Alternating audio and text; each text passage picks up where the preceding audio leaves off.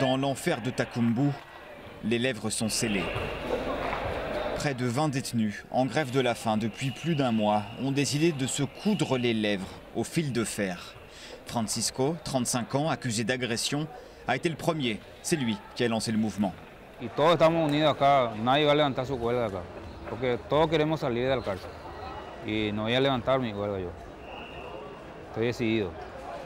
Hasta que no vea mi libertad, yo acá voy a estar.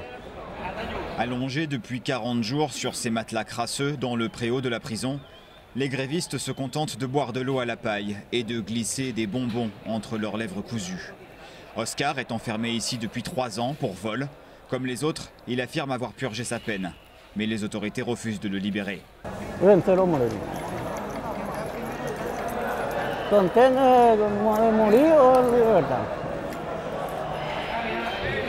centre pénitentiaire de Takumbu est le plus grand, le plus violent du Paraguay. D'ici, tout le monde veut sortir.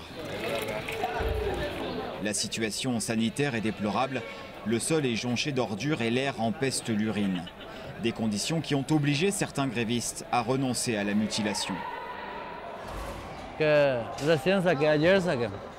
Ayer saqué porque tenía mucha pus, mucha infección ya entonces, mucho dolor, entonces llevé más o menos 15 días llevé el alambre por mi boca.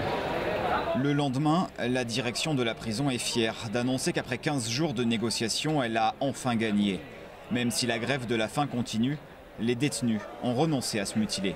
Ellos ya desistieron de la medida extrema que venían realizando, ya se quitaron los clavos, se quitaron la sutura que tenían los labios con alambre.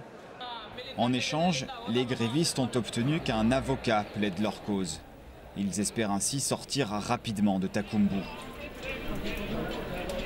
Ici s'entassent 3500 prisonniers pour 1200 places. Les 3/4 des détenus sont en préventive et attendent encore leur condamnation, parfois depuis plusieurs années. La faute à des juges corrompus que la plupart des prisonniers ne peuvent payer.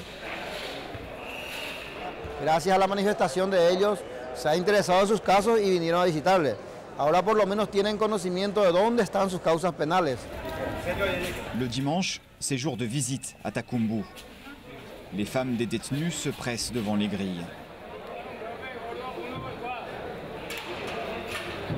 Impatient, le ventre vide, Francisco retrouve Blanca. La jeune femme est soulagée de savoir qu'un avocat s'occupera bientôt de son mari.